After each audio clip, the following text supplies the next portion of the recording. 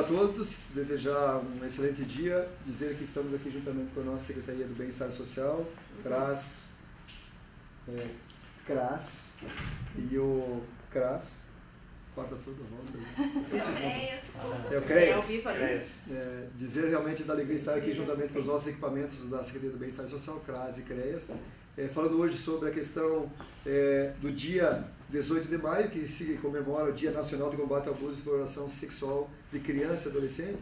A gente sabe da importância das ações preventivas quanto a esse tipo de crimes que ainda acontece, seja ele no âmbito familiar ou na comunidade como um todo.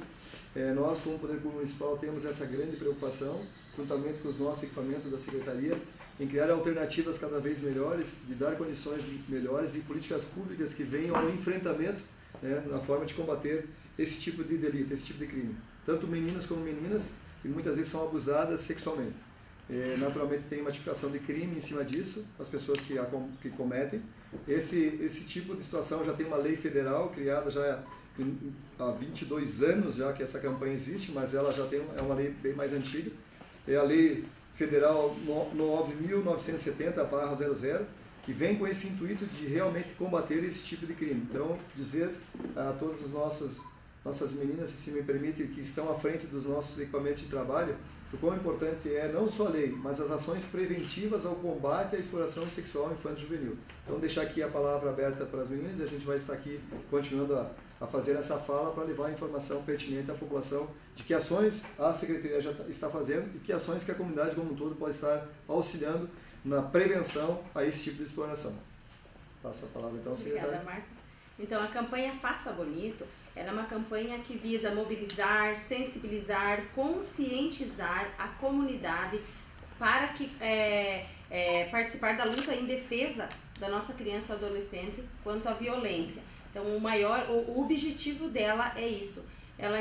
Ela surgiu por conta de um crime lá no Espírito Santo, de uma menina de 8 anos chamada Araceli, que hoje completaria 49 anos, né, Luzia? O símbolo da campanha é uma flor, justamente alusivo à infância, à criança e à sensibilidade que a flor tem, que precisa do cuidado. Então, quem está à frente, que sempre está à frente das campanhas, é a equipe do CREAS, né, o Centro de Referência Especializado. Nesse momento é eles que fazem toda a campanha e é elas que vão levar a comunidade como está sendo e como diagnosticar o que é a violência. Passa a palavra. Então, boa tarde, meu nome é Daiane, eu sou pedagoga do CREAS. A campanha Faça Bonito, então, como foi falado, ela tem 22 anos. Esse ano, né, de 2022, o nosso centro de referência, por ocasião das escolas terem agora retomado, né, as atividades presencialmente, a gente sentiu essa necessidade de voltar as atividades especificamente para dentro das escolas. Porque a gente sabe que lá é muitas vezes o local onde esse tipo de violência vai ser identificado, onde tem profissionais, os professores que a gente também quer trazer junto da gente, porque também fazem parte da rede de proteção, para identificar esse tipo de situação, para orientar as famílias que porventura venham a passar por isso. Então, por isso, nesse ano, o nosso foco tem sido estar dentro das escolas. A gente está promovendo um circuito de palestras nas escolas, especialmente com as turmas do Ensino Fundamental 2, né, 7º, 8º e 9º ano, a princípio. Possivelmente iremos expandir conforme a necessidade de cada escola. E falando um pouco sobre essa violência sexual, né, a violência sexual é uma das violências que é atendida no Centro de Referência, no CREAS, né, e ela se subdivide em 2 tipos, o abuso e a exploração sexual. Nós colocamos, principalmente para os adolescentes, muito sobre o que é o abuso. E deixamos muito claro que, por último, e não menos importante, mais grave com certeza, mas no abuso não é só o ato sexual em si, mas tem muita coisa por trás disso, né? Como fotografar as crianças nuas ou, né, mostrar fotos de adultos nus para essas crianças, passar a mão nos seus genitais, pedir que a criança coloque a mão nos genitais de um adulto, tudo isso caracteriza abuso sexual, né? E a exploração em si é a comercialização da sexualidade dessas crianças. Então, dentro da exploração, a gente tem 2 tipos bem específicos, né? A prostituição infantil, né? e a pornografia infantil, que infelizmente é uma questão bem presente ainda, né? E a gente sempre alerta muito sobre isso em relação aos grupos de WhatsApp, a internet, que acaba facilitando a disseminação desse tipo de material, né? De vídeos, de fotos de crianças muitas vezes nus ou alguma posição erótica, alguma coisa assim, né? Então, a violência sexual ela é mais ou menos isso, caracterizada pelo abuso e pela exploração. Juca, para os novos há muitos casos relacionados a isso? Então, no CREAS hoje, por exemplo, nós temos em acompanhamento 20 casos, né? Lá no CREAS. Desses 20 casos, 17 são de abuso e 3 de exploração, né? É mais presente o número de abusos, tanto a nível de Brasil, né? Os dados são maior de abuso, mas também ainda é presente de exploração. Esses casos são somente deste ano? Alguns eles já vieram do ano passado, alguns já, né, entraram esse ano. Inclusive, a gente comentava hoje de manhã, né, lá no CREAS, que essa semana, né, só essa semana a gente recebeu 3 casos de abuso sexual, né? Recebemos o encaminhamento do Conselho Tutelar. E de qual forma vocês conseguem identificar com que essas crianças estão sendo abusadas? Qual o trabalho pós? Vocês fazem um trabalho preventivo, mas de qual forma vocês conduzem para a Polícia Civil? Entendi. Normalmente nós, CREAS, recebemos esses encaminhamentos especificamente de violência sexual, principalmente do Conselho Tutelar. Algumas vezes direto já da delegacia, né, da DPCAM, mas a maioria deles vem do Conselho Tutelar e o Conselho Tutelar já faz, além do encaminhamento para nós, eles encaminham a família para fazer o registro do boletim de ocorrência e assim por diante, né? Então, quando nós recebemos, normalmente já também foi para a delegacia. Mas se ainda não foi, a gente faz também toda essa orientação para a família da necessidade, da importância de fazer o boletim de ocorrência, de denunciar esses casos formalmente, para que haja uma investigação e uma punição desse indivíduo, né? E os outros encaminhamentos que a gente faz são voltados a essa vítima e a família dessa vítima, né? Então, encaminhamentos psicológicos para a criança, para o adolescente e para a família, se necessário. Orientação de como procurar apoio jurídico, né, muitas vezes, da Defensoria Pública. Algumas vezes o encaminhamento para a promotoria também, né, alguns benefícios que a assistência social disponibiliza, porventura, que venham assim, encaixar também na realidade dessa família.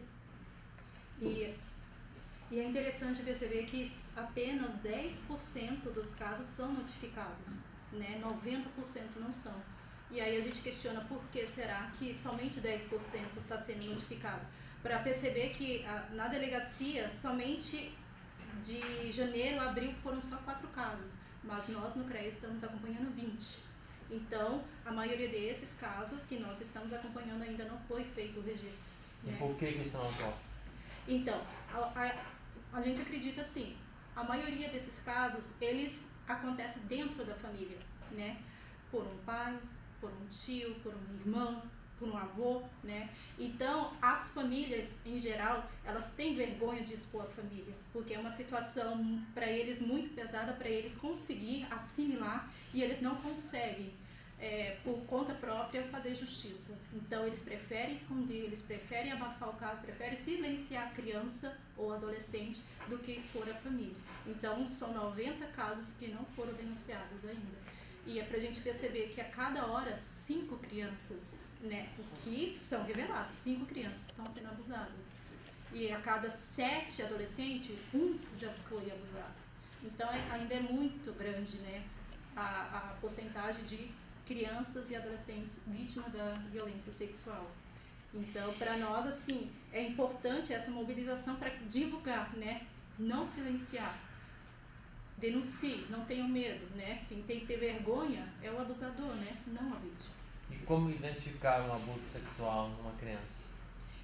Então, a Kátia, ela vai falar para nós. Bom, para identificar os sinais de violência sexual das crianças, no caso suspeita, né? Os pais ou responsáveis têm que ter um olhar atento, né? Observar as mudanças bruscas de comportamento, mudanças bruscas de humor, isolamento, também tem agressividade, né? Dentre outros também. Insegurança, comportamentos sexuais inadequados para a idade também, né? Muitas vezes bem precoce também esse tipo de comportamento. Doenças sexualmente transmissíveis, né? Como que essa criança adquiriu essa doença, também muitos casos de abusos são velados nesse sentido, né? Só são apresentados porque a criança apresenta a doença também, né? e os medos ocultos, estranhos, de ficar sozinho, de se isolar em casa, todos são sinais de que essa criança pode estar supostamente em situação de abuso ou de exploração.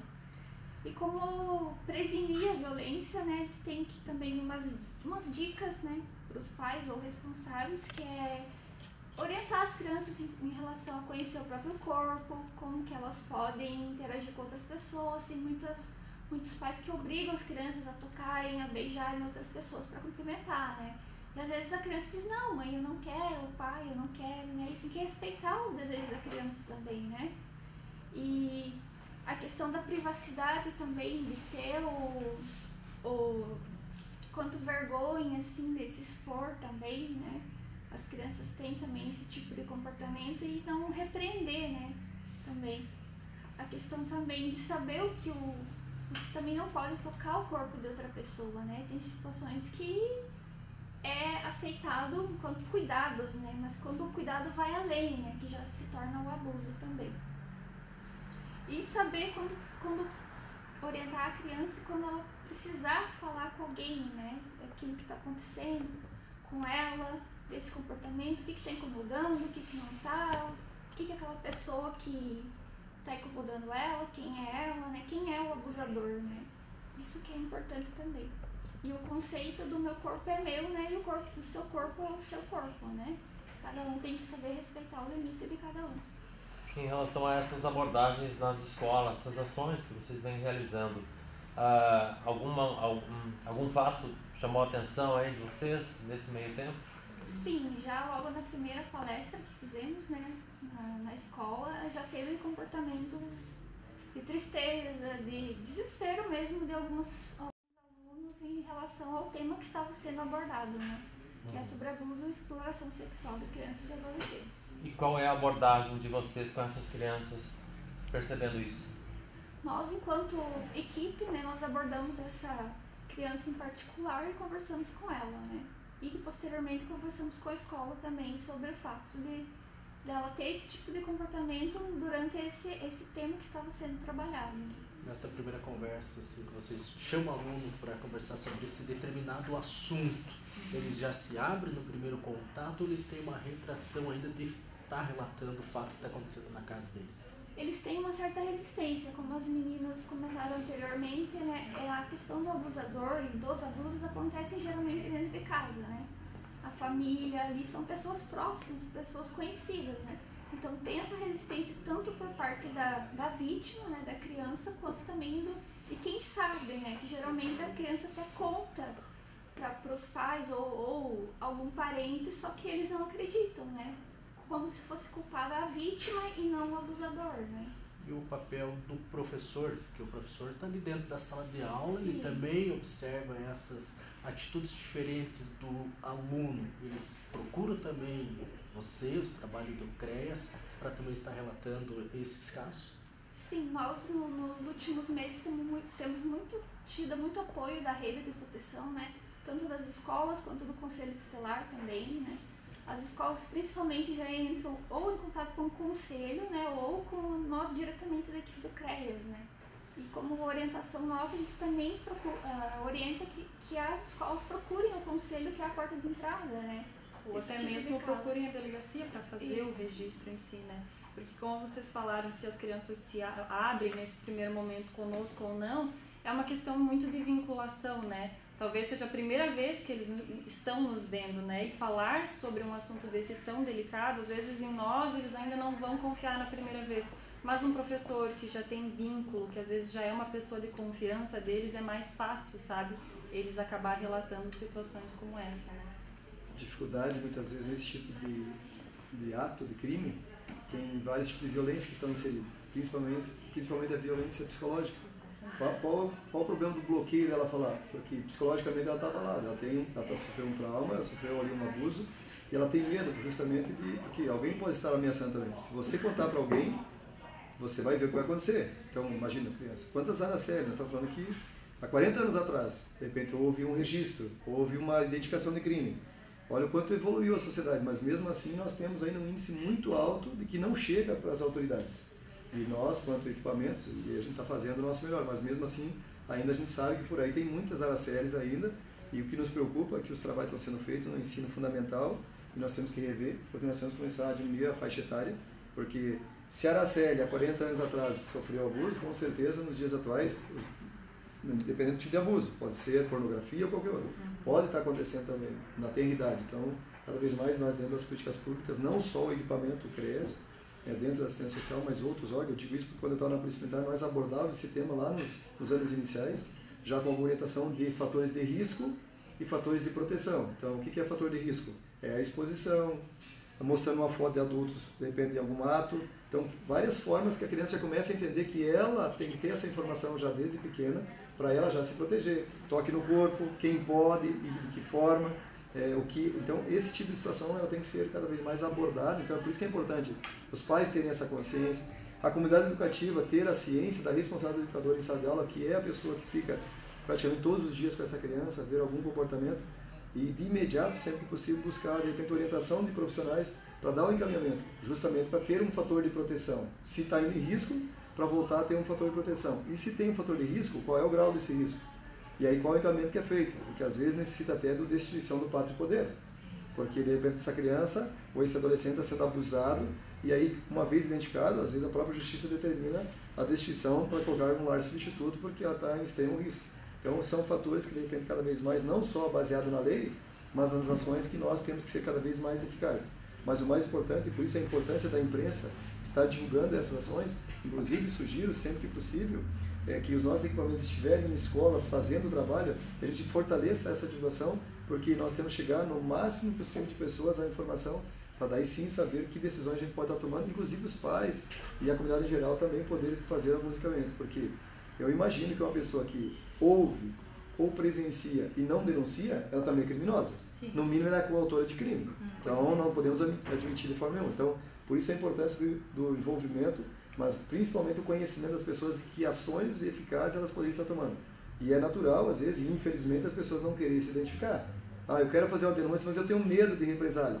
Então, imagine uma criança, 8 anos, ou qualquer um adolescente que de repente tem essa pressão, essa violência psicológica, ela, por exemplo, em casa, de medo, dificilmente ela vai continuar sendo abusada e não vai denunciar. Então, como abrir esse leque de possibilidade para que a pessoa esteja mais segura ou alguém para fazer esse tipo de denúncia.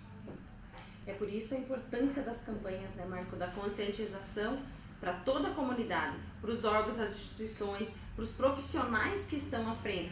Aqui tem uma equipe do CREAS, que é o nosso centro de referência, que leva essa informação mais fortemente, mas todos trabalham com as campanhas, a educação trabalha com as campanhas, o CRAS trabalha com as campanhas. Quanto mais a gente trabalhar com as campanhas, menos índice a gente terá. E é inadmissível a gente aceitar que um ser humano esteja negligenciando uma situação como essa. Então, a nossa equipe do CREAS, ela trabalha frente à negligência, à violência física, psicológica e sexual, o abandono, situação de rua, trabalho infantil, a discriminação e sujeitos em cumprimento de medidas socioeducativas. Ela é uma equipe multidisciplinar, ela trabalha vários componentes que aqui se enquadra a violência contra a violência e a negligência com a nossa criança, nosso adolescente.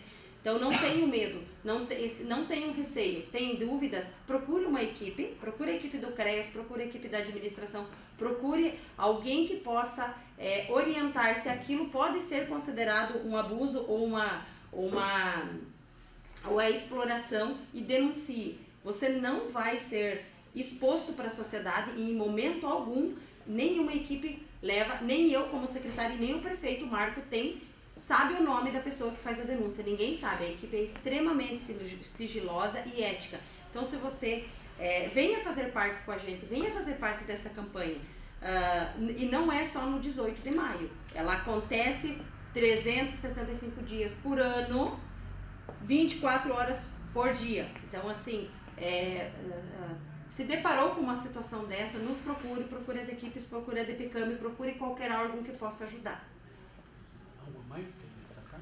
Eu só queria enfatizar que a gente tem batido muito nessa tecla de as pessoas tirarem do imaginário que o abuso muitas vezes acontece na rua por pessoas desconhecidas. Infelizmente não. O abuso sexual infantil, 81% dos casos acontece por uma pessoa do convívio da criança. da confiança daquela criança, uma pessoa próxima, um familiar, um amigo da família e dentro da casa dela. Por isso é um tabu tão grande, é uma questão tão difícil de desmistificar e tão difícil, e o que complica muitas vezes a questão da denúncia, né? E também a gente fala nas escolas, né, para as crianças, que o abusador, ele não vem como um personagem, um monstro do desenho animado. Ele não tem aquele estereótipo de monstro. Ele é um ser humano aparentemente normal, que tem uma vida dentro da normalidade, tem, né, relações sociais, muitas vezes tem um emprego, tem família, é muito bem visto, às vezes, pelas outras pessoas, né? Então, às vezes é aquela pessoa que passa acima de qualquer suspeita, né? Por isso, ter tanto cuidado com quem que a gente deixa os nossos filhos, em quem que a gente confia, com quem que os nossos filhos conversam na internet. A internet, infelizmente, ela facilita muito essa questão do abuso e da exploração, né? As crianças são vulneráveis, muitas vezes não têm conhecimento de que precisam ter esse cuidado. E outra questão que a gente tem batido muito na tecla é em relação à idade que configura abuso, que configura estupro vulnerável. A gente tem, como nós, muitos casos de adolescentes de 12, 13 anos em envolvimentos, em relacionamentos onde já há envolvimento sexual, e a gente precisa deixar isso muito claro, que isso configura abuso e que esse cidadão pode sim responder a um processo por abuso por estar se relacionando. Então, mesmo que essa adolescente queira manter um relacionamento, que ela esteja de acordo com aquilo, se ela tiver menos de 14 anos, isso vai configurar um abuso, né? Então, é preciso ter esse cuidado também por parte dos pais, né?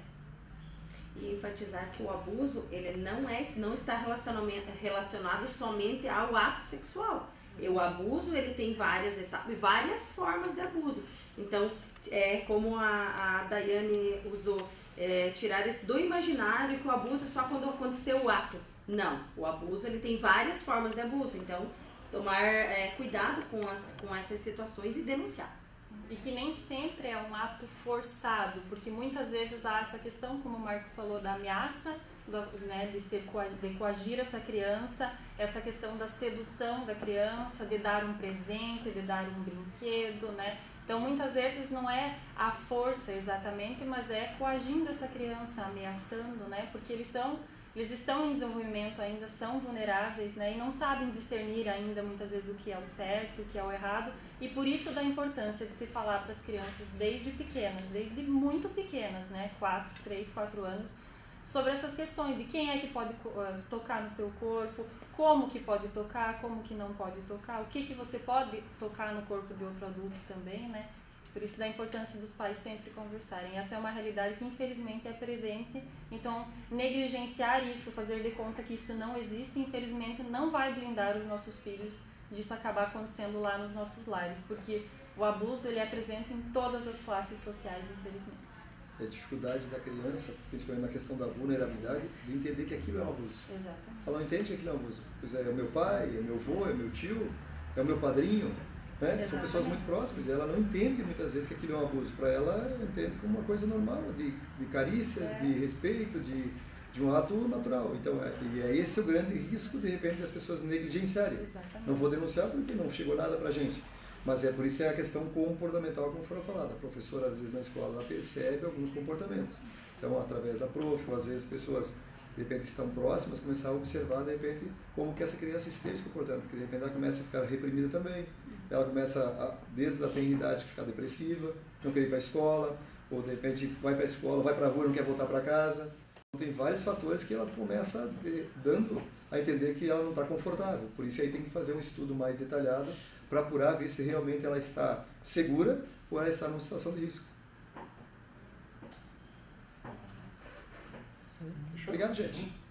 Obrigada. Uma excelente semana e façam bonito.